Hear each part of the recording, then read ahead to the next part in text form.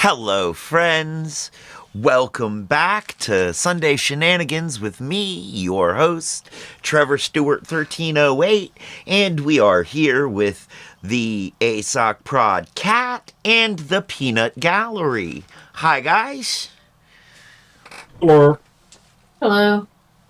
And we will be playing along with NPR's Wait, Wait, Don't Tell Me today. Of course, it's Sunday, it's what we do. But first, we are going to start our breakfast with the Kush Gang in the usual manner by drinking some Kush juice and then dumping the whole bottle of drip in the rest of it and drinking that. And we have a Rice Krispie treat and one of their impossibly fluffy brownies. I'm going to have to eat the brownie quick to make sure that it doesn't float away. And, of course, today's pre-rolls are brought to you by The Hidden Leaf, downtown Charlottesville, Virginia. Also, where you can find products from the Kush Gang on Frosty Fridays, the private sales event held every Friday.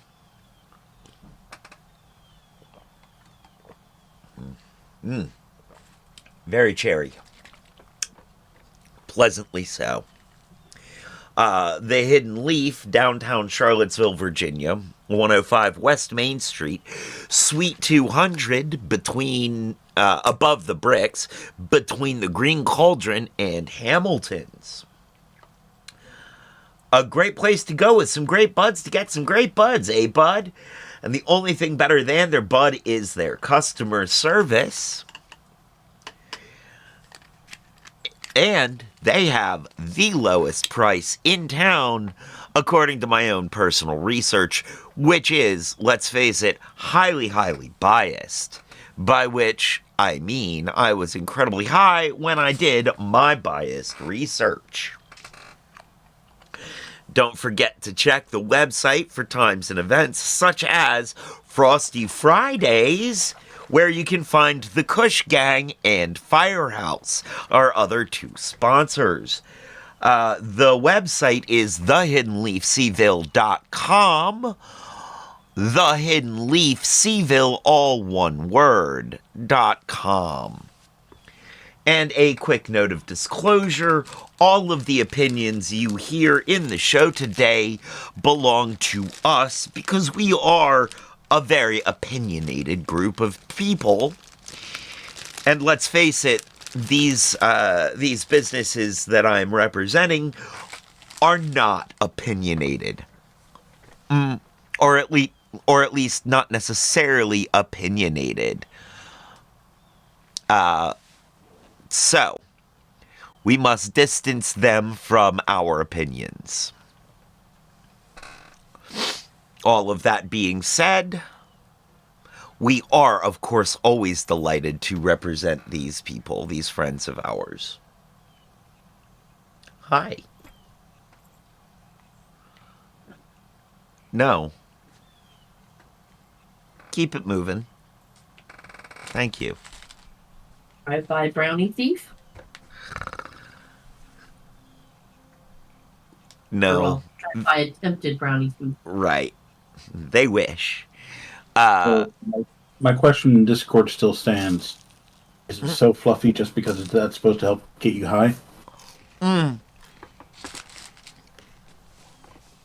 You float away with it? I mean, that's my working theory.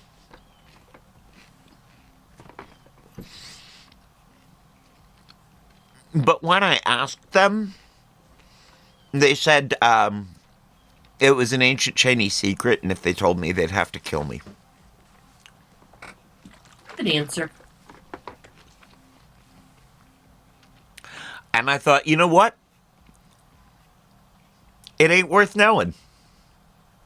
I can just keep buying the brownies from them and eating their brownies. I don't need to know how to do this. It's not worth dying to know. I'm not dying to know.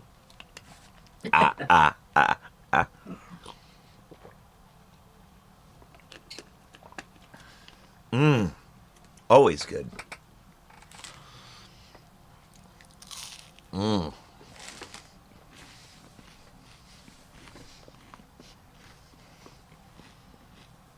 I don't suppose any of the maple donuts from yesterday made it to them for testing purposes, did they? No. No, that dozen donuts made it to the Hidden Leaf. And I'd promised 2 people at the Hidden Leaf that I would have donuts for them. I had promised Sarah, and I had promised Sean. Mm-hmm. Everybody else had to ask their permission. So you purposely brought munchies to the Hidden Leaf. Mm-hmm. Was it like piranha? A little. So, Sean is Muslim. So he is still observing Ramadan. And I got there several hours before sundown. Uh-huh. So I had to be like, okay, no, you can have one, but you need to leave like a bunch of them for Sean. You need to make sure he gets them. It was the look on his face when he finally had one. It was very much that same look that I had. It was very much that I need a cigarette look.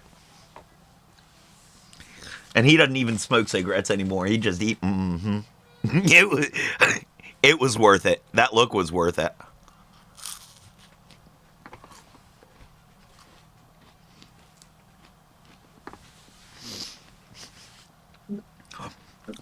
I will say that everybody at the Leaf had to stop and ask me if it was,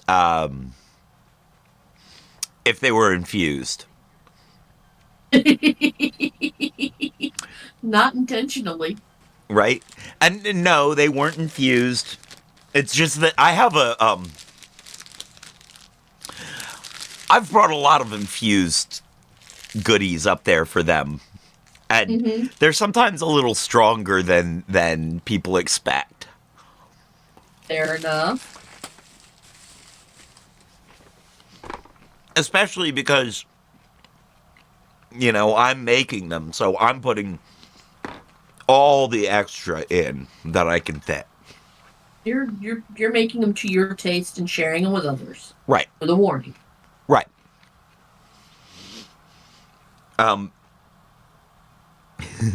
So, you know, I was like, oh, here, try a donut. And they'd be like, and I'd be, don't worry, not infused. Somebody else made these. Not infused. You're safe. It is, yeah, it was fun to watch. It was fun to watch people's faces as they ate the donuts.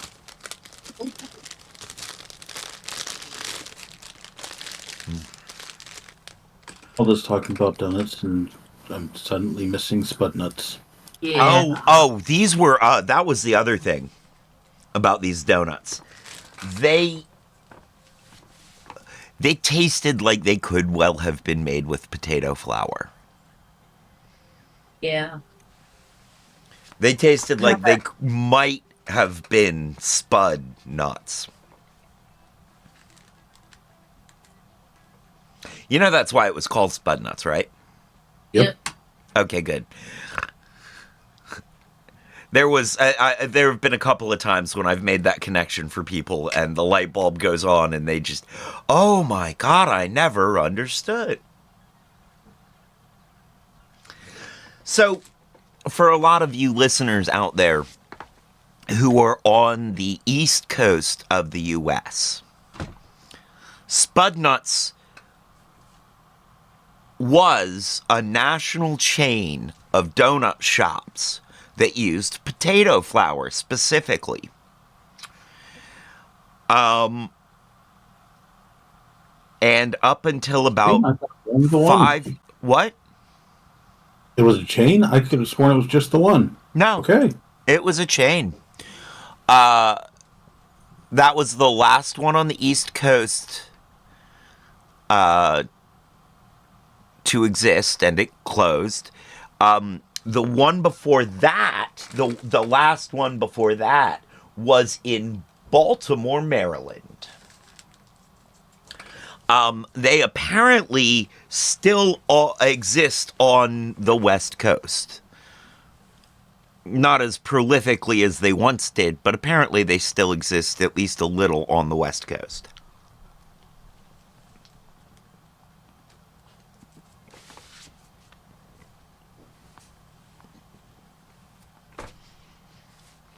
Road trip to Cali for some spud nuts. Not worth the drive. Yeah, it is. Damn, Oh, that is God. a good brownie. Uh,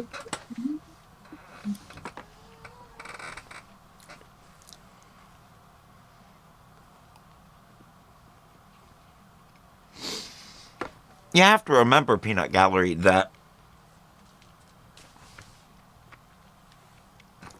driving is one of my favorite hobbies. So a road trip to Cali to pick up donuts, that's not a big deal. It sounds like a good, fun ride, fun drive.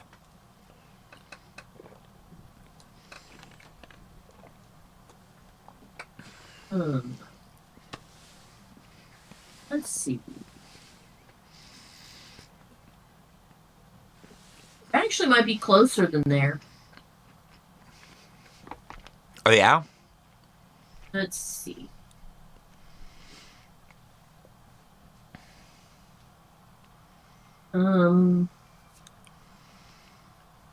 Looks like we might have one as close as Lubbock, Texas.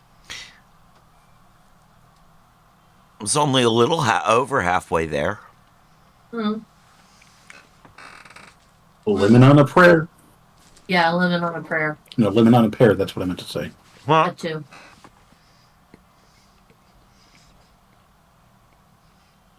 Except for that be more along the lines of duck donuts.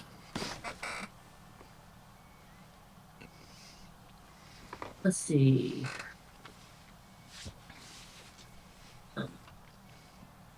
You have a visitor in there, I take it? What, where? You said duck You- donuts, so I ducked, because donuts. Ah, okay. There was a delayed reaction on the thing, so it looked more like were acting like you got dive bombed by a bee or something. No. People viewing on Twitch or on YouTube, the timing will be on for that joke. It's just that for us, for you guys with the delay, it's not. Okay. Arkansas. Let's see. There are, or were, at least as of a couple of years ago, still stores in Canada, in Alberta. There were a couple in Arkansas, Colorado, Florida, Idaho, Mississippi. Ooh. Here's one we can actually look at. North Carolina. So, not the last on the East Coast. I guess not. The old Charlottesville mythology was wrong. Oh, and here's something worth checking out that is closer. Listed in their places that are either full-on operational spud nut shops or places that are selling the spud nut donuts themselves is a place in Crozet.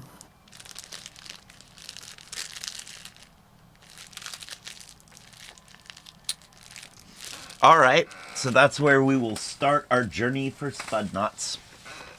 Yep. There's a coffee shop in Crozet that we checked first.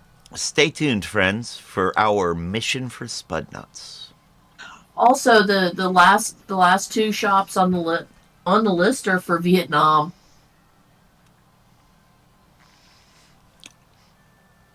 You Stay said tuned, friends, Charlotte- for our international quest for spud nuts. so you said the Charlottesville mythology was wrong? Oh no, Charlottesville saying something that they had was the most important or the only one was wrong. That Jeez, never happened. who'da thunk it? Or same could be said for most any location, but still. Yeah, Charlottesville more so, I feel like. I have a true love-hate relationship with that city. I cannot get away from it. It is my town, but also they're a bunch of star humpers. That's what they are.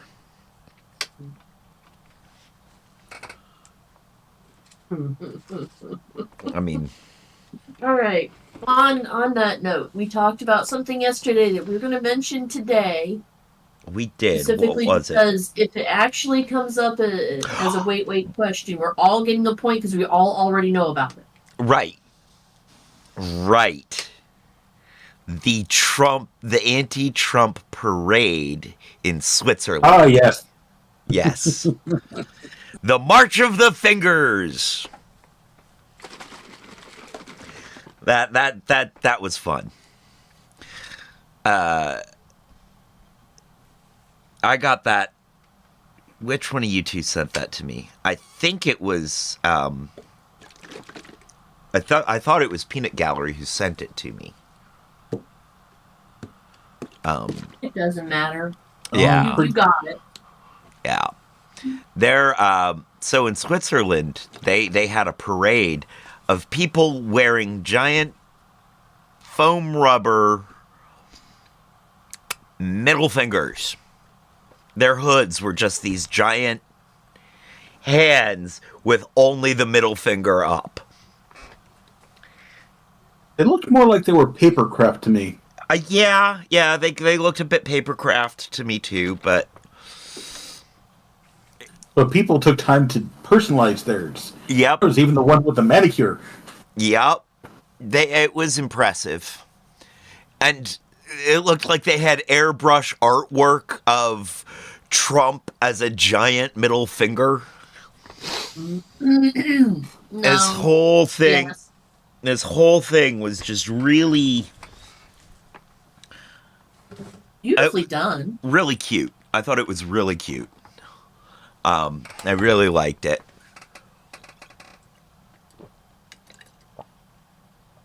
And I do feel like it will be on the show. Either this week or next week. Yes. Whatever week it makes an appearance, we all get a point because we all know about it. Right? Because we covered it first. Yeah. Or at least we covered it before we heard them cover it. Yes. Yes. Well, all right. Ad break ends in 30 seconds or so,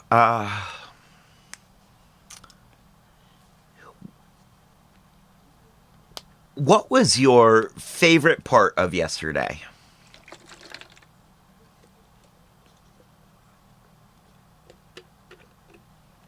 Um.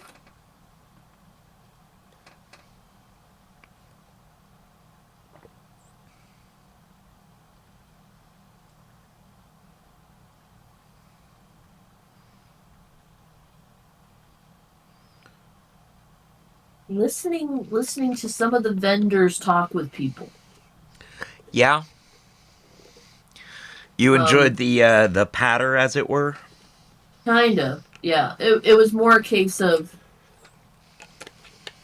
It was really nice to hear how they were actually recognizing people they'd seen last year. Okay. And listening to how they changed up their sales pitch between people they'd seen last year, brand new people that had never been here before, and I'm guessing some of them were people that had been by the stall earlier and they were now coming back. Okay. That is pretty interesting.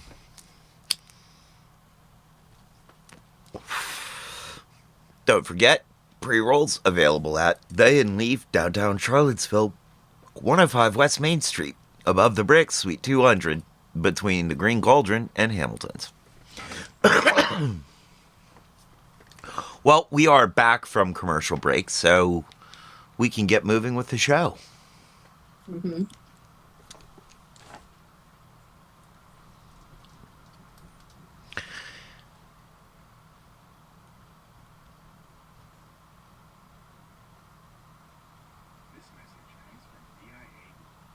All right.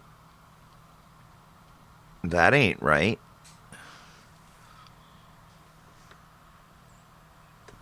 Okay, that needed to happen. Oh, I know what's wrong there.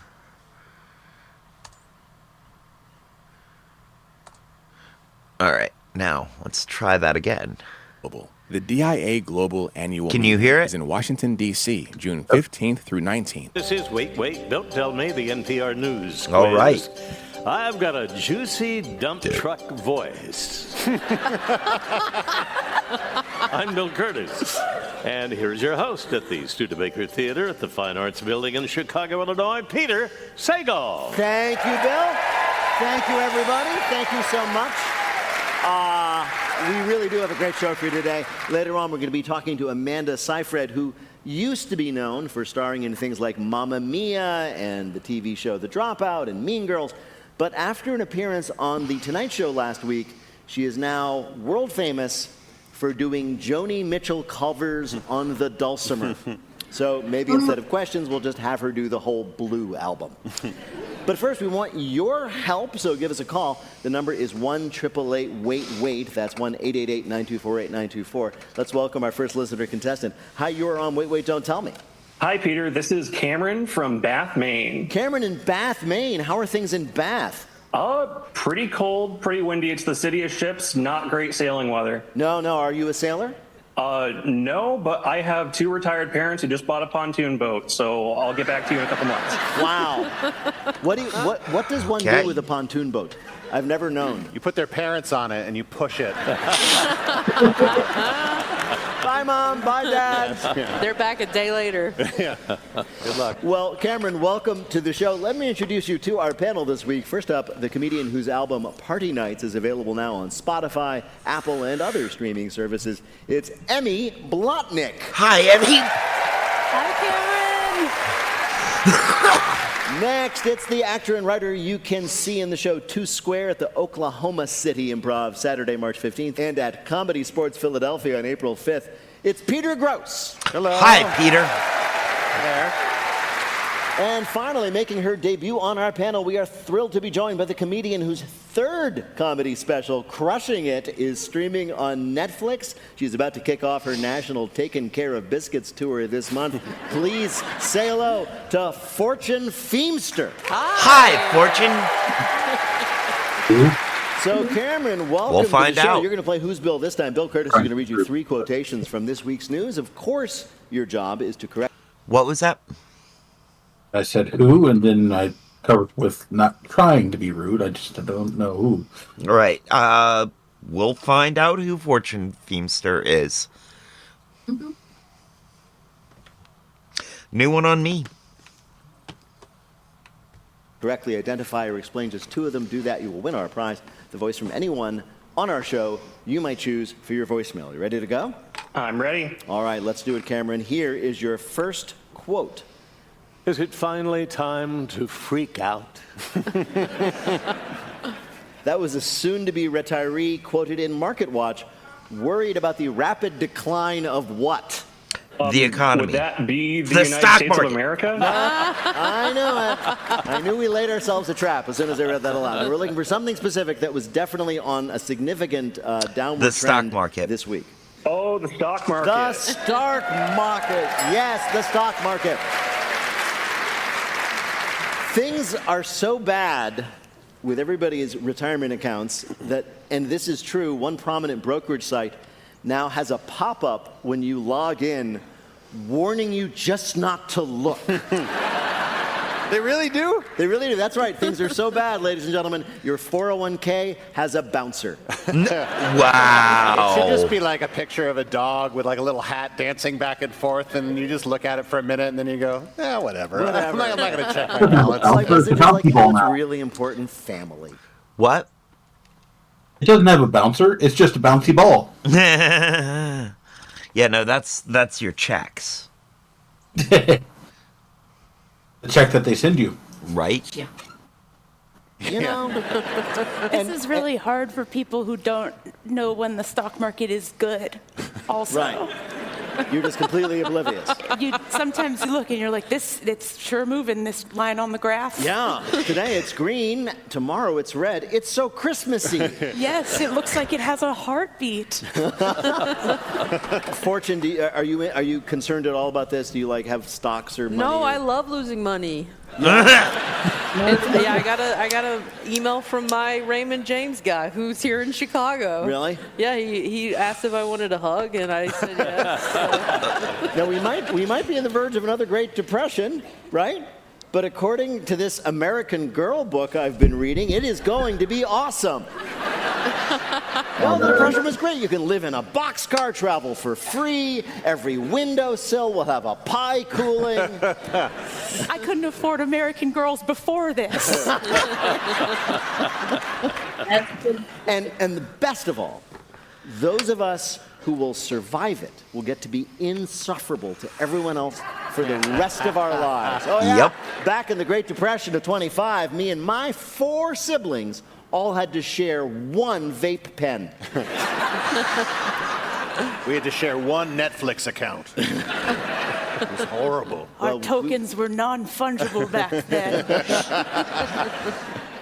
Cameron, here is your next quote. Focus on a nature scene with a sunset. That was something that computer programmers came up with to help relieve the anxiety that what has been feeling. AI. Exactly. AI, a new study has found that AI can get anxious and depressed, right? It can worry. That's trouble for those who use ChatGPT for its main use, cheating on their homework. Now it's the one saying, oh man, we're going to get caught.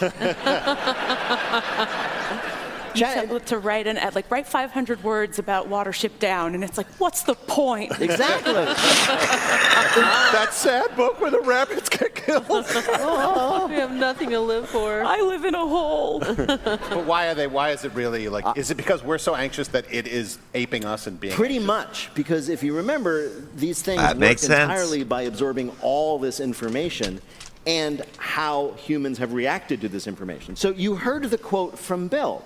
Because it was being made anxious by the prompts that make humans anxious, they thought giving it mindful and meditation exercises would help, and it did.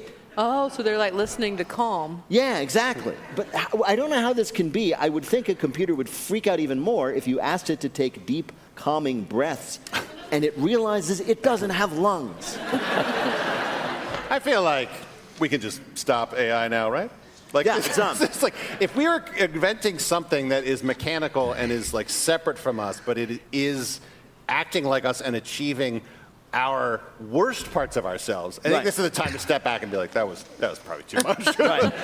Just wait till it gets angry. Yeah. Right now it's just sad, but there are other stages of That's grief. true. Oh, yeah. Yeah, is vengeance one of the stages? I hope not. Yes.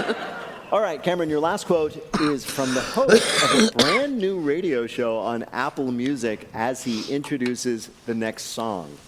Kylie Minogue came to the palace to perform the locomotion, and it is music for dancing. So who is a new side gig as a radio DJ? Would that be the King of England? Yes, King Charles III himself. Were you about to say that? No. I thought it was an audio clip. That's why I said Bill Curtis. I thought it could have been too.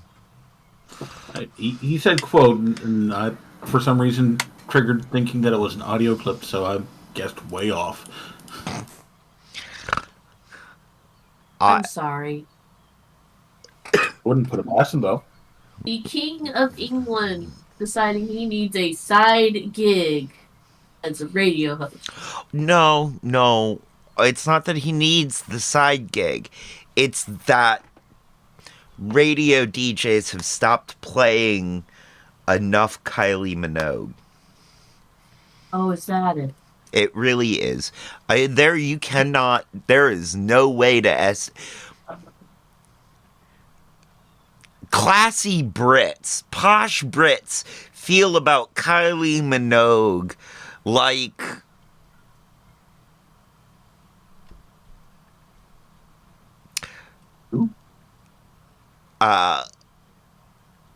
white girls think about oh god. Pumpkin spice.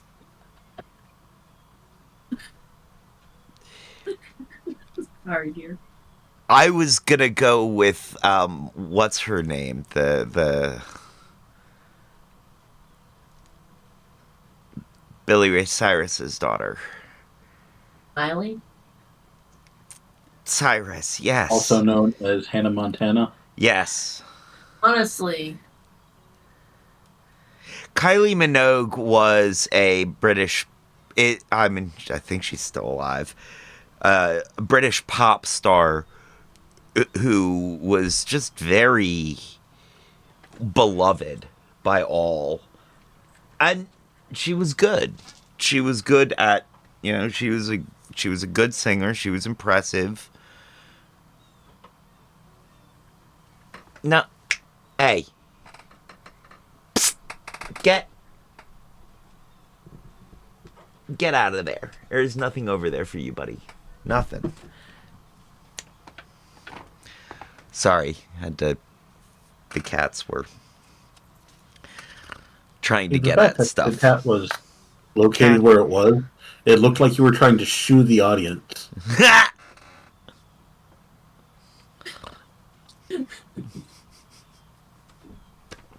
We went directly from beloved by all, and then looking up and going, shoot, squirt. That's pretty funny. Yeah. So yeah, Kylie Minogue was a British pop star, and I'm pretty sure that the king really liked her. Mm-hmm.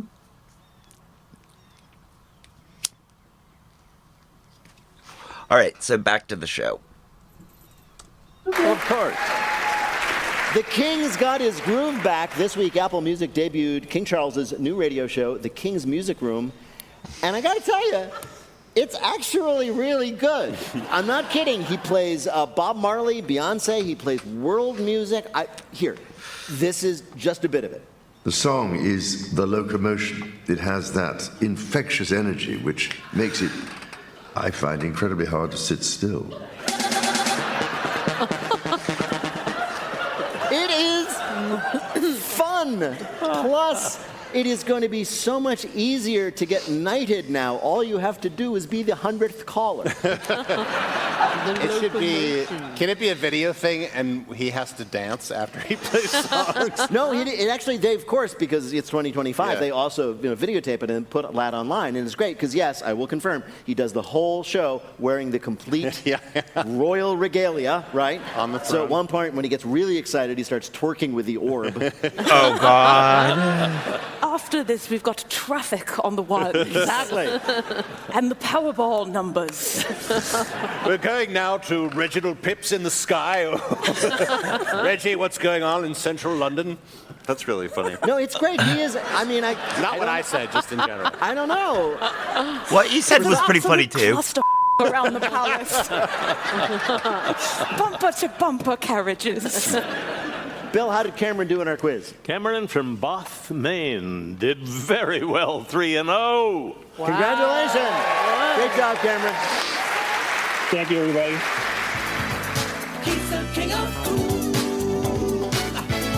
But how does he get it right? What's his secret?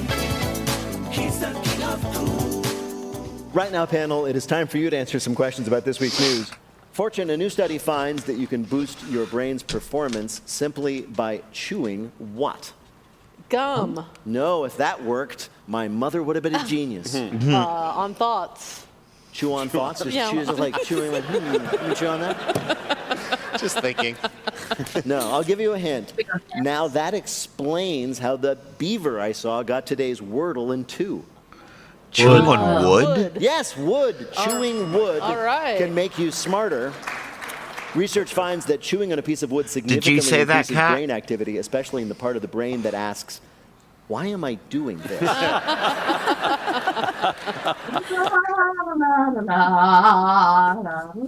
Did you get that, Cat?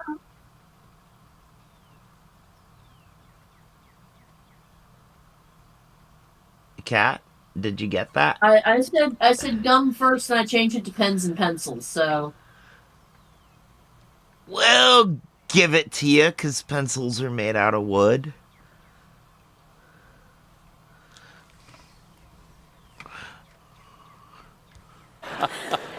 How do they figure this out? Like, what's the study that's like, here, chew on this gum, now do this puzzle. Chew on this stick, now do the stick guy did pretty good. Yeah. The hypothesis is that chewing on something hard like wood increases blood flow to your head, which in many people is where the brain is located. Wouldn't this just be a toothpick? No, it has to be harder. It has to be. It has to be something that really takes effort. Like a floorboard? Yeah, exactly. So you can't be just like a whimsical guy, like sitting on a porch, like can't be whittling any and chewing on a software. toothpick. No. No, you gotta be at the hotel. Ain't nothing I'm gonna say during any of this gonna be right, so I'm just leaving it alone. What'd you say? I said it can't be any soft wood. Right. You got to be chewing on hardwood. No, you gotta be at the Home Depot with a knife and fork. Yeah.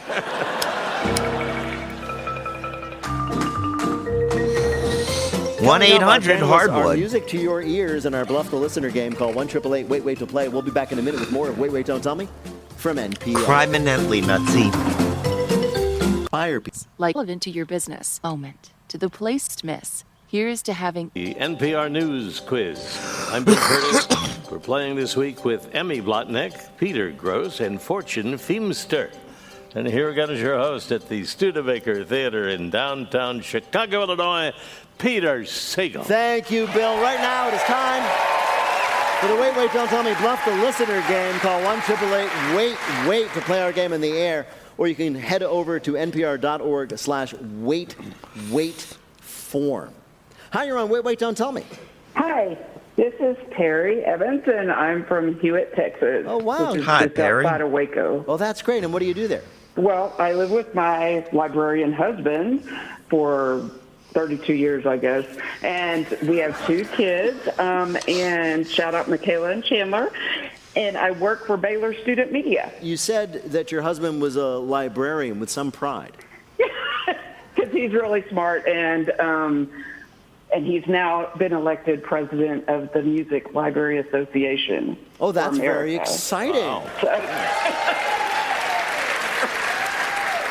So yeah, I'm proud of him. So when somebody asks him for like music, he'll say, "I'll dial that up on Spotify for you."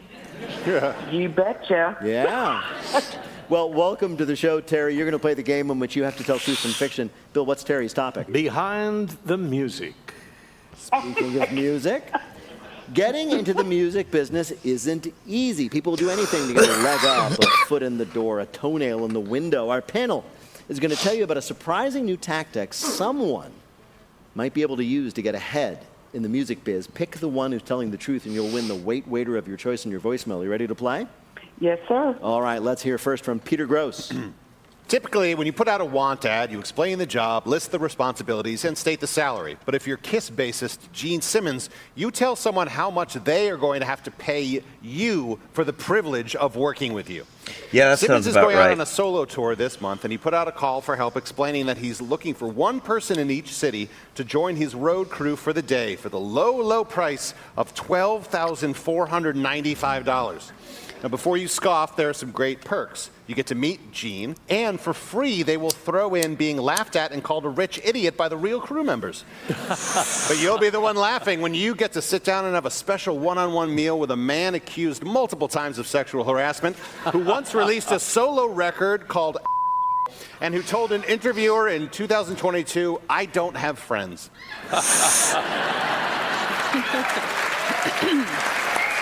I thought this was a musician, not Trump. The going rate to be an assistant. I believe that. I very much believe that one. Simmons of Kiss is $12,500, which you pay him. Your next music business breakthrough comes from Emmy Blotnick. The chaos began with an innocent request from Virgin Airlines corporate office. They were seeking to refresh their in-flight safety video with a catchy new song, and for the first time ever, they were open to submissions from anyone, anywhere. One aspiring musician from Bangor, Maine, believed this was his golden opportunity to break into the music business. The multi-instrumentalist Robert McMagnus, who records under the alias McMadness, went to work producing as many demos as he could. He composed 24 original in-flight safety songs in just 24 hours, with titles such as Seatbelt Low and Tight Tonight, Fasten Like an Assassin, and Talkin' Tough About Stowin' Stuff. Just to be safe, McMadness uploaded each track 300 times from 17 different email accounts. The tonnage of these files crashed the servers so quickly, no one else was able to submit. A spokesman from Virgin Airlines offered their apologies that the song contest ended prematurely. He added, while none of Mr. McMadness's songs were family-friendly enough for in-flight usage, they were so impressed with his output that they've begun contract talks with him anyway. A man goes all out to make sure that his is the safety song played on an airline. Your last musical moment comes from Fortune Feimster. Legendary background singer Barry Cooter has sung vocals on some of the most iconic country albums to come out of Music Row. And he did this without a single connection to the music business. Not an agent, not a manager, nothing but his biscuits. Years ago, he snuck into a studio by posing as a delivery man for a made-up bakery, Barry's Biscuits. He first tried to get in under the name Cooter Cakes, but that didn't even get him past the front door. It was the And that's why I don't smell believe of these this. biscuits I think allowed that him to Cooter skate Cakes right would've- past security would've and won. then the secretary and straight into the recording studio. And who happened to be in there laying down a track? None other than the Elvis Presley, who we all know loved him some biscuits. His whole team started devouring these treats, leaving Cooter the opportunity to step up to the mic and show off his vocals.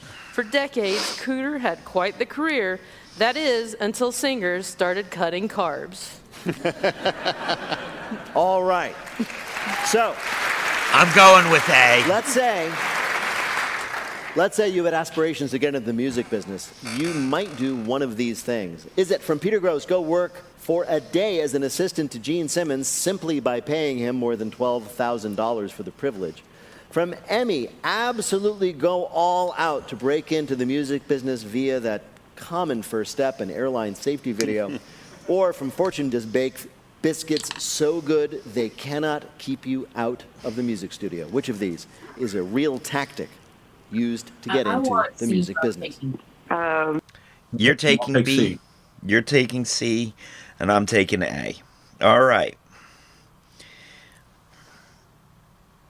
I would not put it past Gene Simmons to charge somebody to work for him.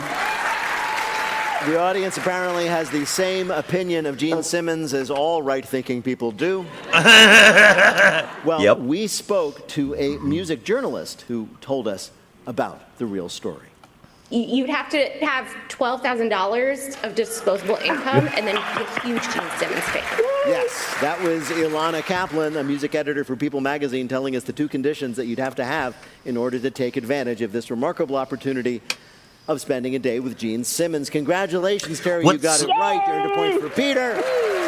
What really sold it for me were all of the quotes at the end that I know he said.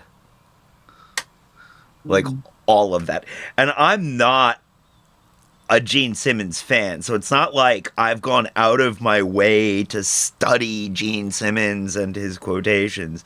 No, they've just ended up crossing my awareness in general. And the man is not, not okay. He not okay. Not good peoples. You know? He's the kind of person that gives Jews a bad name. He's the kind of person that gives being Jewish a bad name.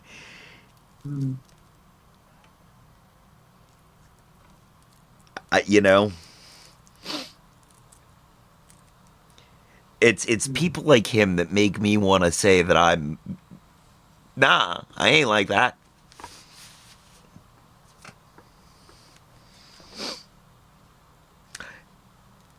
And the thing is, like,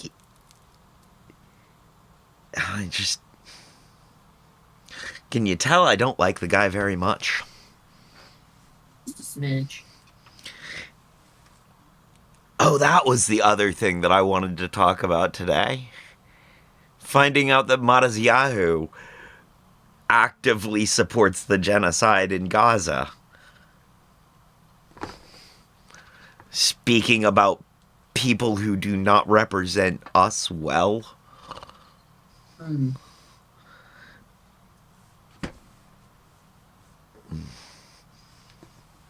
I am on my soapbox about this. I feel that these people do not represent Jewish values well at all. They are right up there with Benjamin Netanyahu as, you know, doing us dirty. You're on your soapbox, so you came riding in on the dawn. Olive. Napalm olive.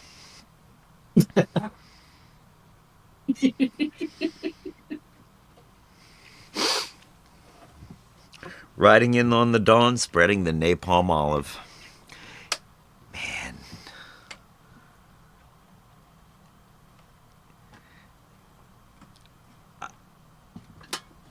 All right, let's get back to the show before I say anything else out loud that I'm going to regret having said out loud. You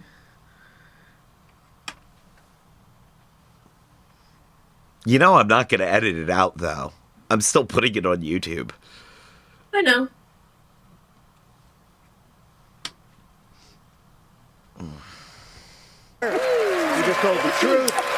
Good job, Terry. Pre-rolls provided by, where? Oh yeah, the Hidden Leaf, downtown Charlottesville, 105 West Main Street, above the Bricks, Suite 200. In between the Green Cauldron and Hamilton's. A great place to go with some great buds to get some great buds. A bud. And the only thing better than their bud is their customer service. And they do have the lowest prices in town, according to my own, highly biased research. By which I mean I was incredibly high when I did my biased research. The website is thehiddenleafseville.com. That's thehiddenleafseville.com. Terry, and you've won our prize, the voice of your choice in your voicemail. Congratulations and well done. Thank you.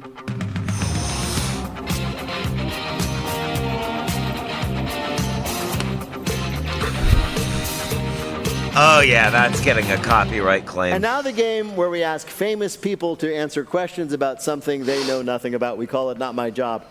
Amanda Seyfried is an Emmy-winning actor who starred in, among other things, 3 of the most profitable movie musicals ever made. But she has said that despite her many successes, all she has ever wanted to do was play a cop on TV. A dream that has finally come true on her new show, Long Bright River on Peacock. Amanda Seyfried, welcome to Wait, Wait, Don't Tell Me. So let's start there. We heard that was true, that you've always, through your remarkable career, starting with soap operas and then Mean Girls and through the Mamma Mia movies, everything you've done, that you've always had this secret desire to play a cop. Is that right? Yeah, it just seemed so far-fetched. I was like, that would be fun. That would be fun. Were you influenced by like watching cops on TV when you were growing up? Were you like a Law and Order SVU girl? I had this weird obsession with the first 48. I would watch like 2 episodes before bed every night. I think that's probably why I was so anxious in my early 20s. But yeah, sure. I mean, I just think it's cool, and I never wanted to play detective. Don't get me wrong; they're cool, but they're everywhere. Beat cops is where it's at. And I just feel so slight that like no one would believe me with that kind of authority. So I just wanted to prove myself and everybody else wrong. Wow.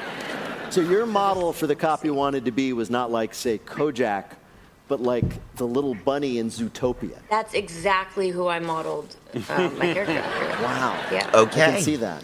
Okay. In preparation for this role, you did something, I am told again, Scoots from that I Police know a Academy. lot of actors do, which is you did a ride. What was that? Scoots from Police Academy. Oh, yeah. Yes, I remember Scoots from Police Academy.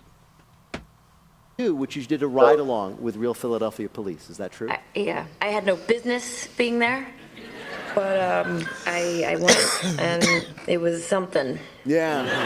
I have always, I know that many actors who are dedicated to doing a good job do that experience. They go for a ride along or spend time with police. And I've always wondered what that's like. I mean, you're sitting there, you're driving down the streets of Philadelphia, and the cop in the front seat turns to you and goes, so, Mamma Mia, I heard that was a really fun set. Was it? I mean, Pretty much, yeah. There's like a give and take, and I don't want to be greedy, but I'm also like, I want to see what's next. Like, yeah, let's go to the Wawa. Let's break up the fight.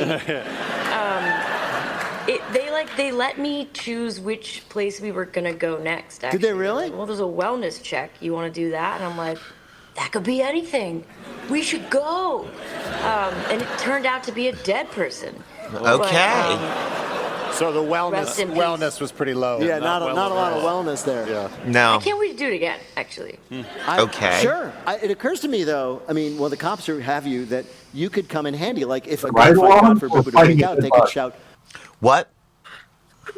I can't wait to do that again. So the question is, the ride along or the finding the dead body? Right. Right. Exactly. That's creepy, lady. Creepy. God forbid, Rebbe to break out, they could shout, put down your weapons, Amanda Seyfried is here. There's like a third Mamma Mia movie on the line. And if that ever happened, listen, I'm for it. I'll do anything to save a life. Right. Quote me on that. All right. Okay. Speaking of Mamma Mia, we have read, this might be urban legend, it might be true, we have read that like when you were making that movie and its sequel and these beautiful places, that the entire cast was drunk the entire time. Yeah. I mean, not the entire time. Not the but, entire like, when it's like a short day, going down. Yeah. No, it really was debauchery. Yeah, It looked like, I mean, it seemed like part of the appeal of the movie was just imagining being able to make it with you guys, because boy, it looked like fun. It really was. Actually, those images that came out a while back of us in our most drunken state at some party where we did karaoke in Skopelos, it just looks like the most fun anyone could ever have, especially because Meryl Streep is at the center of every photo. And like, I wish I could say, oh, wasn't that fun? But my grandmother got drunk that night. Oh, wow. And it was a memory that I will never, I hold it so close, and I really look forward to a third. So just so we could keep getting drunk together. Right. So you won an Emmy for playing Elizabeth Holmes in The Dropout, the story of her and Theranos, and perhaps the single most iconic moment of the show. Okay, there it is. Is when you, as Elizabeth, kind of dances into your boyfriend's office to Lil Wayne to either seduce him or cheer him up or both, and it is somehow the most awkward thing I have ever seen. And my question is, how does someone who knows how to dance badly? I'm gonna be honest. I'm not a good dancer. I really am not. Peter, she enjoy thought that it. was really good. Really? Oh, God. That was like the best dancing she could do. I don't know. I was wearing a. Who can dance well or take themselves seriously when they're wearing that puffy vest? Yeah. It is And, hard. like- It is hard to dance in puffy vests. Yeah. Right? It's like a Silicon Valley mating ritual. Yeah. When that really happened, presumably it did, Lil Wayne felt a horrible twinge somewhere. He just knew something Oh was yeah, wrong. he was more uncomfortable than you were watching it. Yeah. But And as far as I know, I tried to find this out. You have never met Elizabeth Holmes, and she has never reached out to meet you. Is that right? correct. Yeah. Yeah, there was like a trial or whatever. Oh yeah, going that. on. Yeah. You know, the legal things that separated us from having our fateful love fest. I don't know what I probably would have been like. Well, it's pretty cool actually, because I'm so easily influenced. But so it was better that I didn't, because then I wouldn't have been able to make fun of her too. Yeah. Because part of the show is getting on the inside and trying to breed some kind of compassion and show a three-dimensional person. But the other part of it is like making fun of her, like with this scene. You did both exceptionally well. Well, Amanda Seyfried, this is a joy to talk to you, and we have asked you here to play a game we're calling Mean Girl Meet Nice Guy. So, you began your career by starring in the classic movie comedy Mean Girls. So, in honor of that, we found 3 questions about some guys who were actually really, really nice.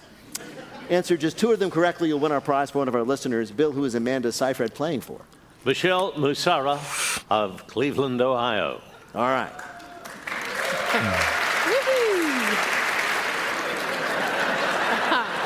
You seem a little.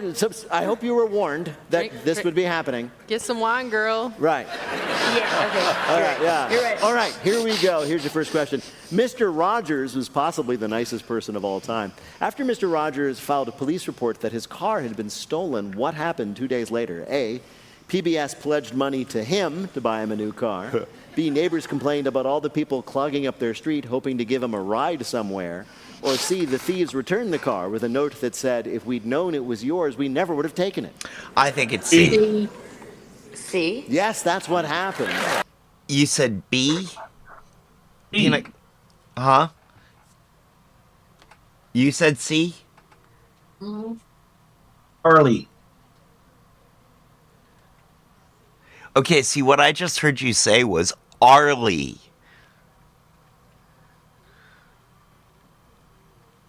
And whatever it is, get it out of your ears. No, I think what happens is because of the settings, because of your settings, because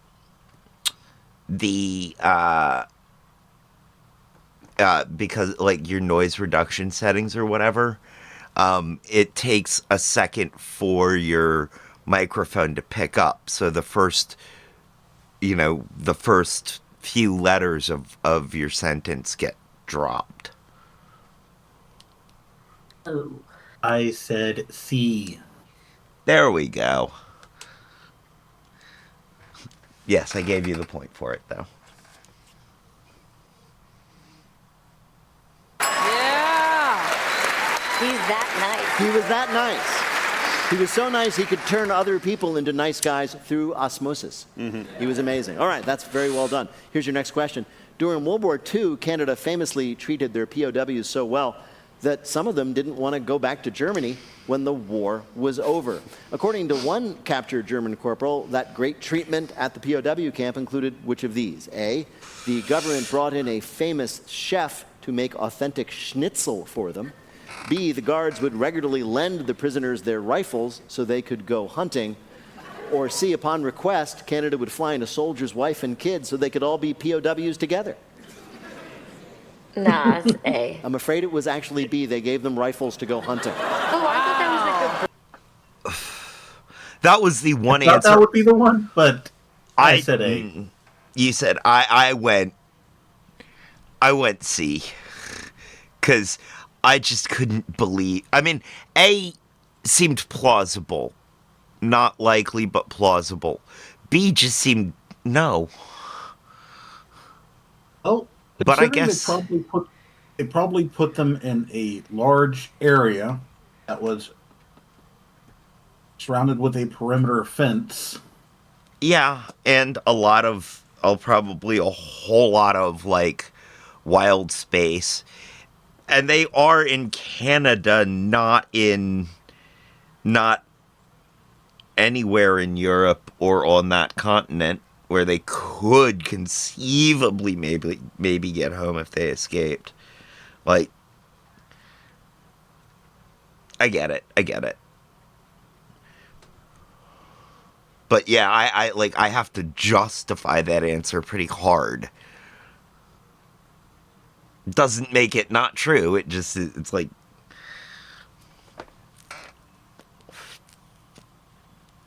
crazy. Boring one. Really? Can't be B. No. That was their version of a trust fall. They hand them a rifle, close their eyes, turn around. Yeah. All right, anyway, here's your last question. Sometimes it's hard to tell whether or not someone is nice, like the man who helped out a woman in Wales one day by hanging up her laundry to dry, washing her floor, putting her groceries away, and taking out the recycling.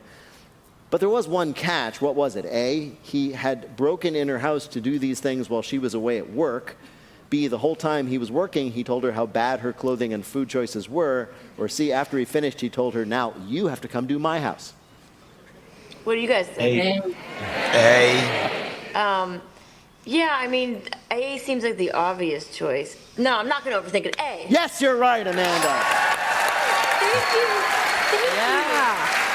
He broke into her house, and he did all those things for her, and then she came home and found him doing them. Now they're married. She Yeah. likes a bad boy. Yeah.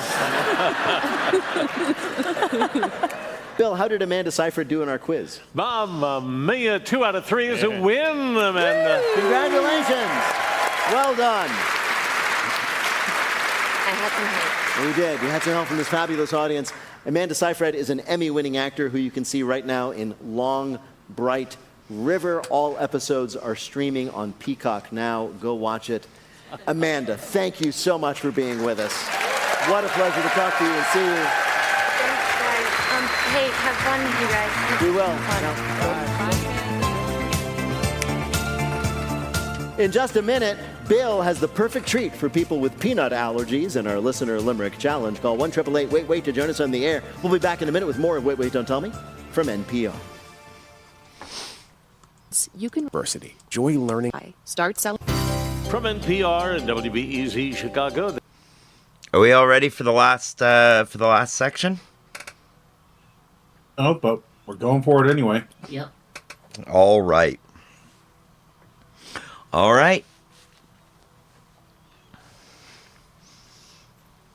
So this is Wait, Wait, Don't Tell Me, the NPR News Quiz. I'm Bill Curtis. We are playing this week with Peter Gross, Emmy Blotnick, and Fortune Feimster. And here again is your host at the Studebaker Theater in Chicago, Illinois, Peter Sagal. Thank you, Bill. In just a minute, Bill expresses his truth the only way he knows how, with limericks. If you'd like to play, give us a call. 1-888-WAIT-WAIT. That's 1-888-924-8924. Right now, panel, some more questions for you from the week's news. Peter, bad news in nutrition. This week we found out what popular treat contains potentially dangerous levels of heavy metals and pesticide residues. Popular treat. Especially this time of year is when they tend to show up. In the spring? Yeah. Ramps. Everyone's eating ramps in the spring. Crabs. No, sorry. It's not when they grow. It's when they are sold. Oh, Peeps. No. I'll give you a hint. They could just embrace this and say Thin Mints, now with even more copper. Girl Scout cookies? Girl Scout cookies. A new lawsuit alleges those cookies sold by... You said that? You said cookies, I said Girl Scout cookies. I give them both points. You guys, knock it off.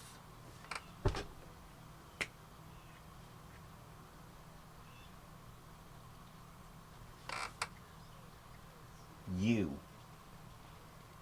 don't antagonize him.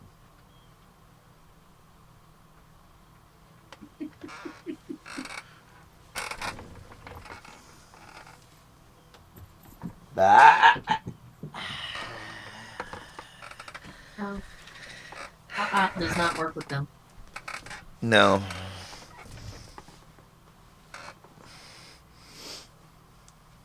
By the Girl Scouts include, quote, dangerous metals and pesticides. I don't care. I'm still going to eat them. I just love the Samoas, which have the chocolate coating and the lead filling. This is why you gotta freeze them. That's not going to get rid of the stuff that's inside. It doesn't make it go away? No, sadly. All right, whatever. No, but it's colder. It's cold. Frozen iron is Yeah, good. exactly. Peter, officials in Brazil, sadly, are cutting down part of the Amazon rainforest to make way for what? Something Brazilian, like a thong factory? No, something. The environmental You got to make them conference. somewhere. Yeah, That's the true. new We'll save money on factory. shipping. Yeah. What? You're right. The site for the environmental conference. Yep. Yep. Heard about it on NPR. 2 days in a row heard about it on NPR. I was like, oh man. Greta Thunberg has got to be turning over in her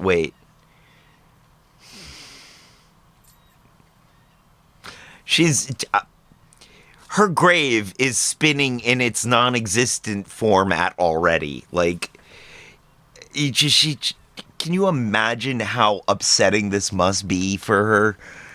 Morning, Master Roster 420. Great to see you. Thanks for being here. Thanks for lurking. But yeah, she has got to be like.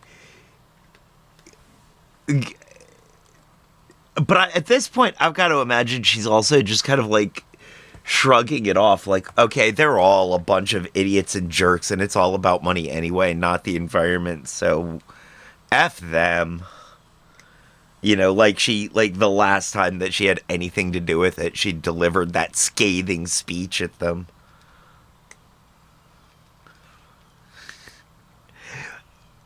One of my favorite things recently was listening to Russell Howard talk about Andrew Tate and how bad Andrew Tate is as a person. And one of the things he throws in there is, I got outwitted by me mate Greta. I got arrested. It's like, oh, that's, yep. Mm-hmm. They have, Greta Thunberg and Russell Howard have one of the cutest friendships out there. They are absolutely like the best friend sort of model. You know, like they are. That's the kind of it's their friendship is a great model for healthy friendships.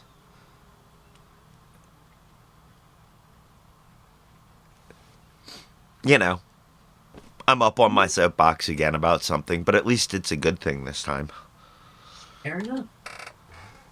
Hopefully this time you won't end up hiccuping out bubbles. Yeah, I'm good. Okay. I think the last time when that happened, that was because I was getting upset about what I was talking about. Mm-hmm. I'll give you a hint. Greta Thunberg is going to be so mad when she shows up for this one.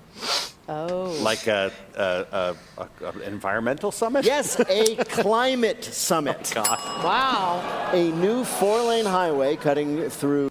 Oh my God. The crowd reaction was great. Yes. That was several hundred people going, oh, all at the same time. And that was beautiful. Because they don't do the signs like the applause or, they don't do those kinds of signs for this show, I'm pretty sure. Thousands of acres of protected Amazon rainforest is being built for this year's climate summit in Brazil. And before you start complaining, the road will have a bike lane. So they decided to hold this year's COP30 climate summit in the remote Amazonian city of Belém, presumably to show what might be lost if we don't fix things. And somebody said, hey, you know what would really show them how bad it could get? The new road is called Avenue Liberdade, which is Portuguese for whoops. And you have to get there in cars that are powered by styrofoam. Exactly right. Well, the road to hell is paved with good intentions. That's true. And that's, in fact, interestingly enough, one end of the road is in hell. Fortune dog owners pride themselves on knowing exactly what their dogs are feeling at any time. But a new study proves that what? Dogs are so dumb. Yep. That may well be the case. I'm going with your answer. The discovery was about the people, not the dogs. Oh, okay. That their owners are dumb. I'm going to give it to you because the answer is, it turns out that owners have no idea what their dogs are thinking or feeling at any given moment. We just don't. Sweet. A new study shows people actually have no idea what their dogs are feeling. As far as you know, that tail is wagging to express profound disappointment in you. Oh, no, that would be terrible. That makes a lot more sense, this is though. what they did. They showed people videos of dogs reacting to something, and the people could only accurately ascertain what the dogs were feeling if they could also see what they were reacting to. If that was taken away, their guesses were no better than just like random. Oh, you think this bowl of treats made your dog happy? Oh, wow, you're like a dog whisperer.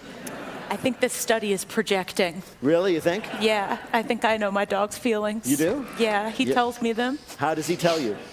Little licks and kisses. All his feelings are, I want to lick your face. Yeah. Yes. He just feels that all the time. He feels what's in your mouth. Yes. In case there's any food in there. Because that's the thing.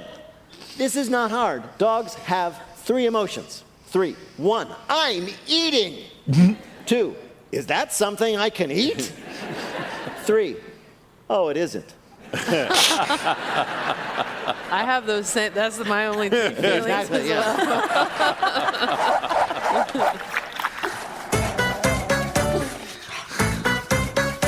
Coming up, it's Lightning Fill in the Blank, but first it's the game where you have to listen for the rhyme. If you'd like to play on air, call to leave a message at 1-888-WAIT-WAIT. That's 1-888-924-8924. You can catch us most weeks at the Studebaker Theater in Chicago, or come see us on the road. Hey, Spring Breakers. You want a real party? Next week we'll be in Orlando, Florida at the Walt Disney Theater. For tickets and information, just go over to nprpresents.org. Hi, you're on Wait, Wait, Don't Tell Me. Hey, this is Cody in Madison, Wisconsin. Hey, beautiful Madison. I love it there. What do you do there? I'm a researcher for the U.S. Forest Service here in Madison. I'm glad you're still on the job. Me too. I assume you're the last one left. That's right. That's right. Yeah. Just me holding up the fort. So. Exactly. And when they let you do your job, what is it exactly? So we research wood. We make safe, dependable products. For houses, buildings, packaging, all those good things. And people eat them. Yeah, I was about to say. In all your research on wood. What was that? What's the best to chew on to get your smarts? Yeah, exactly. And any more than we say than that is gonna start going in the wrong direction. So we're gonna leave it right there. Across any scientific findings. I wouldn't touch that with a 10-foot pole. Findings indicating that chewing on wood makes you smarter. Not yet, but then maybe that'll be my next project. Right. Well, if things get dicey in the next few minutes, just grab a wooden spoon. Here we go. Cody, welcome to the show. Bill Curtis is going to read you 3 news-related limericks with a last word or phrase missing from each. If you can fill in that last word or phrase correctly in 2 of the limericks, you will be a winner. Here is your first limerick. My new ride is sealed tight as a jar. I've got keys, but I can't get too far. Car. New tech is a scandal. I can't budge the handle. I cannot get into my car. Yeah. Car, right. Drivers everywhere. Cat, did you say it? Yeah. Okay. Drivers everywhere are fed up with how complicated the door handles are these days. Gone are the days of the simple just like grab it and pull. Now if you want to get into the car, you need to push like a concealed button. Or if you have a Tesla, whisper 5 things you did for Elon Musk this week. I can't remember the last time I saw an actual key for a car. No, they're gone. Yeah. My new car, if you walk up to it, it knows you're coming and opens up its handles for you. It says, "Oh, I'm unlocked." And the funny thing is that it has a timer, and if you don't grab a handle, it locks it. So if you're me and you're not particularly quick and sensitive to potential insults, it feels like, "Oh, Peter, welcome." Psych. Here's your next limerick. At our club, we make sure that this show rocks. We ban faces that register no shocks. Once you wrinkle and crack, we'll invite you all back. But don't come if your face has had Botox. Botox? Did you say it, Kat? Yep.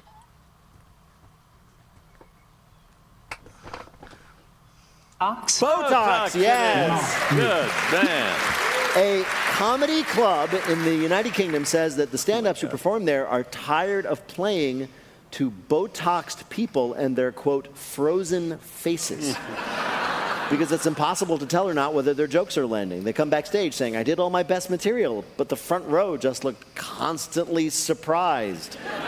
It sounds like maybe these aren't the best stand-ups in the world. I didn't know Botox kept your mouth from making noises. yeah, exactly. I can imagine that. I mean, I've never tried it, but I know it paralyzes your facial muscles, so I imagine even if you do laugh, it doesn't sound great. We're like, ha, ha, ha, ha, ha, ha, ha. Yeah. Help me. Yeah. I turn away anybody who's had, if they've got big rockin' jugs, they're not allowed at my show. Really? No, I don't know. I don't make the rules. All right, here's your last limerick. In big boxes, they pick up the slack. They're called peanuts and help people pack. Dissolved, they look spreadable, yet they're not edible. Stop munching them like they're a Snack. Exactly right. Experts are worried about a new TikTok trend, yet another one, where people are eating those biodegradable packing peanuts, arguing that they're edible because they dissolve in your Hi, mouth. Lockpick. Okay, a rule of thumb, if you have to argue that something is edible, you have already lost the argument. But are they healthier than Girl Scout cookies? That's the At this point, play it on the safe side. Eat the packing peanuts. This makes a lot of sense, though. I mean, I think at this point we're all like, enough with ingesting microplastics. I want macroplastics. Bill, how did Cody do in our quiz? Cody got a perfect score. Well done, Cody. Hey, thank you. Must be all that wood you work with. Congratulations, and keep up the good work. Take care. Bye-bye. Bye-bye. You know, if working with hardwood made you smarter, I'd be oh, wait.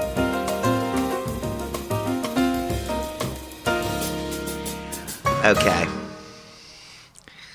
Support for this Working with podcast it, and the following not message handling it. come from Mint Mobile. Tired of spending hundreds on your monthly wireless bill? Also, Enter Mint Mobile.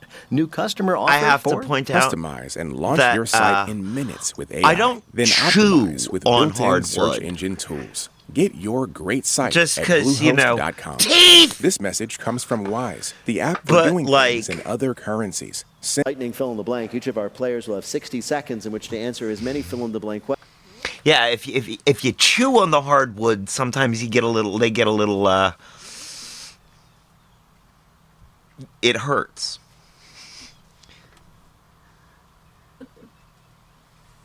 Is this the same Bill Curtis from the A&E shows?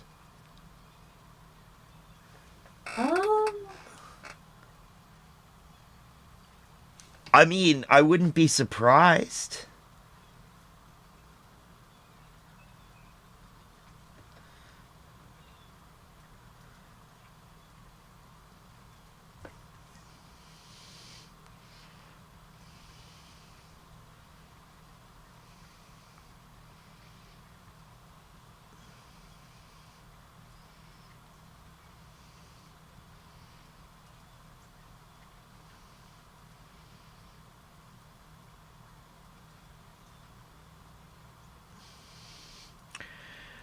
University of Kansas.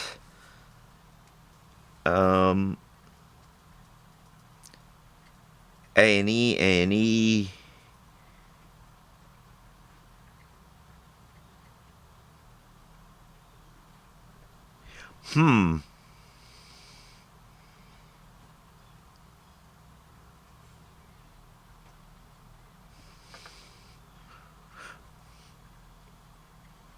Yeah.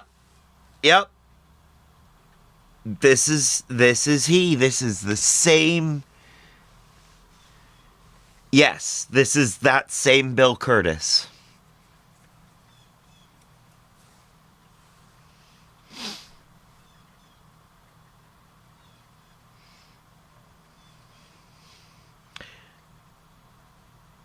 It is very much the same Bill Curtis. Oops, I didn't mean to do that, no.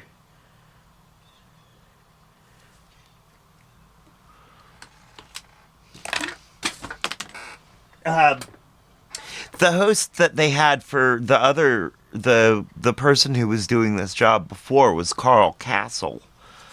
And he had similar he had similar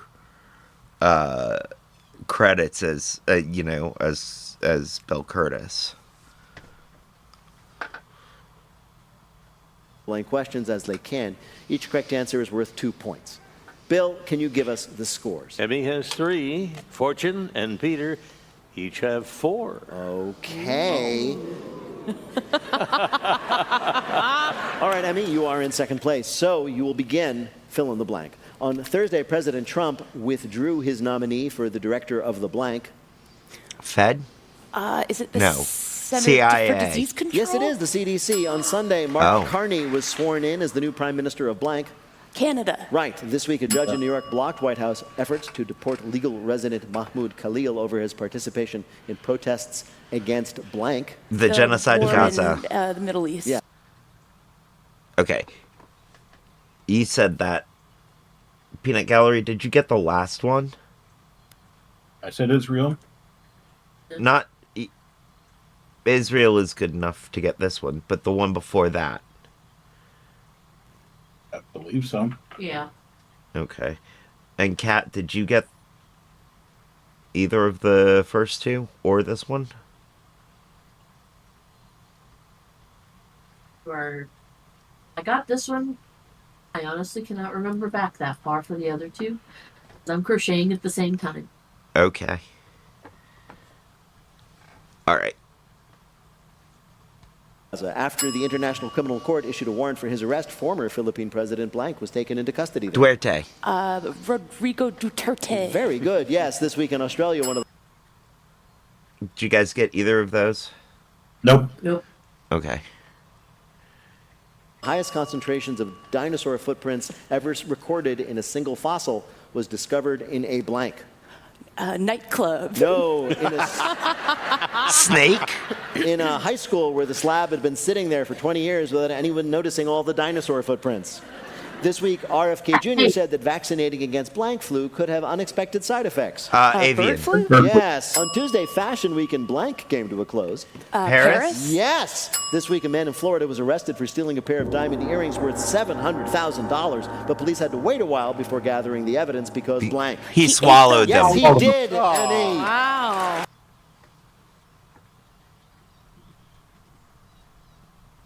That was way too predictable. It's Florida. Yeah, but yeah. All right. I think I've got the scores correct so far. No guarantees. Nice job. Very well done. The salesperson should have known that something was up when the man said, whoa, these diamond earrings are so beautiful. Do they come with any kind of dipping sauce? Bill, I think he did very well. Yeah, very well. Really 7 well. right, 14 more points. Whoa. Total of 17, hard to beat. All right. Cheese and crackers. Yeah, I don't watch the news enough for this. Okay. Right? Well, it's okay. But you ready to try this? We're going to go next, all right? Here we Yeah. go, Fortune. Fill in the blank. On Wednesday, Russia rejected a U.S. brokered ceasefire deal with blank. Ukraine. Right. Tuesday, the House passed a temporary spending bill aimed at averting a blank. Shutdown. Right. As part of his ongoing trade war, President Trump imposed a 25% blank on steel and aluminum imports. Tariff. Right. On Thursday, it was announced that the return of the astronauts stuck on the blank would again be delayed. ISS. The moon. No, the International Space Station. This week, Do we not go back? Not yet. Not yet. This week, the band Tool was booed off stage at a music festival organized by blank. King Charles. No, by the band. Good guess, though. By the band Tool. Following multiple crashes, sales of tickets for blanks have dropped considerably. Concerts? Airplanes. Right. On Thursday, it was confirmed the comedian Nikki Glaser. Did either of you say that? Nope. All right. The comedian Nikki Glaser was confirmed for... Nikki Glaser would return to host the 2026 Blank Awards. Go to Oscars? those. Right. This week, a newlywed couple in the Maldives are closer than ever after they shared a blank on their honeymoon. Bed. No, they shared a single life jacket after their ferry boat sank. Oh. After the ferry carrying 50 people sank, the newlyweds shared a single life jacket until help finally arrived and they were rescued. Somewhere, Jack from Titanic is like, oh, come on, what the hell? There was room on that door. She had a life jacket on. Bill, how did Fortune do her first time on this quiz? Fortune's a player. 5 right, 10 more points. 14 is her total, but she trails Emmy. Oh, man. Good job. Whoa, how many of them does Peter need to overtake Emmy and win the game? Peter needs 7 to win. All right, Peter, this is for the game. Fill in the blank. On Wednesday, the Trump administration announced massive layoffs at the Department of blank. Education. Right. On Tuesday, officials in New Mexico and Oklahoma confirmed cases of blank linked to the outbreak in Texas. Measles. Right. This week, the EPA was directed to roll back a Biden-era rule mandating less pollution from blanks. Cars? Carbon monoxide, right? Less pollution cars? from what? From cars. Oh, from cars, yeah. And just about everything. Yeah. Saying that the paper's freedoms have dangerously eroded in the past year, an editor of The Blank resigned on Monday. Washington Post. Right. This week, an Arizona dentist who used household pliers on a patient told a disciplinary board, blank. They asked for it. No, he said, quote, it was a bad choice. I will acknowledge that. Tuesday marked the 5-year anniversary of the WHO declaring blank a pandemic. COVID. Right. This week, after a mom in Wisconsin ate some of her 4-year-old's ice cream, the boy responded by blanking. Getting sick? Throwing up in her face. No, by calling the cops on her. After catching his mom eating ice cream, the young boy called 911 and told the dispatcher, come and get my mommy. She needs to go to jail. Which is really kind of sweet. So the police, they heard the call. They stopped. They got some ice cream. They brought the toddler the new ice cream. And they arrested the mom after planting a bag of drugs on her. Bill, did Peter Gross do well enough to win? Well, he got 5 right, 10 more points. 14, which is a tie with Fortune. But Emmy is our winner. Yeah. Whoa, Emmy. Woo. Well done. Watch me now. Coming up, our panelists predict after his new radio show what will be the next surprising new job for King Charles of the United Kingdom. But first, let me tell you all, Wait, Don't Tell Me is a production of NPR and WBEZ Chicago in association with Urgent Haircut Productions. Doug Berman, Benevolent Overlord. Philip Goedke writes our limericks. Our public address announcer is Paul Friedman. Our tour manager is Shayna Donald. Thanks to the staff and crew at the Studebaker Theater. BJ Liederman composed our theme. Our program is produced by Jennifer Mills, Miles Dornbos, and Lillian King. Special thanks this week to Mohamed El Sheikhi and Monica Hickey. Our mean girl is Peter Gwynn. Emma Choi is our vibe curator. Technical direction is from Lorna White. Our CFO is Colin Miller. Our production manager is Robert Newhouse. Our senior producer is Ian Chillag, and the executive producer of Wait, Don't Tell Me, that's Michael Danforth. Now, panel, what will King Charles do next? Emmy Blotnick. Reviews of fast food burgers from the driver's seat of a parked Nissan. Peter Gross. He's going to force his radio show on the countries of India, Bermuda, Jamaica, Gambia, and the Falkland Islands, whether they want to listen to it or not. And Fortune Feimster. He's going to be a beat cop with Amanda on a new show airing on Peacock. Well, if any of that happens, we're going to ask you about it on Wait, Don't Tell Me. Thank you, Bill Curtis. Thanks also to Peter Gross, Emmy Blotnick, and Fortune Feimster. Thank thanks to all of you for listening here at the Studebaker Theater in downtown Chicago and wherever you might happen to be. I'm Peter Sagal. We'll see you next week from Orlando, Florida.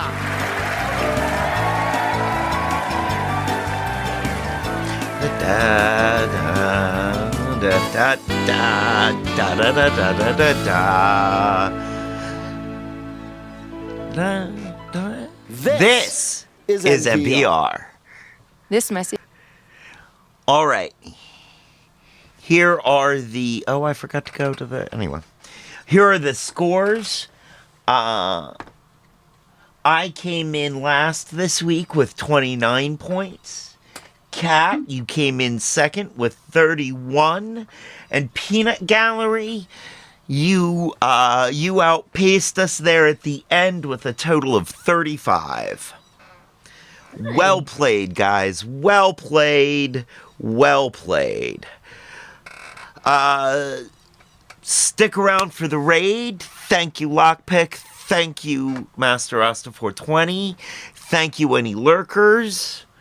Thank you guys for being here. Thank you, Kat. Thank you, Peanut Gallery. And now is the time on the show when I say, as they say around here, 2 up, 2 down, VA, double deuces. We're out, y'all.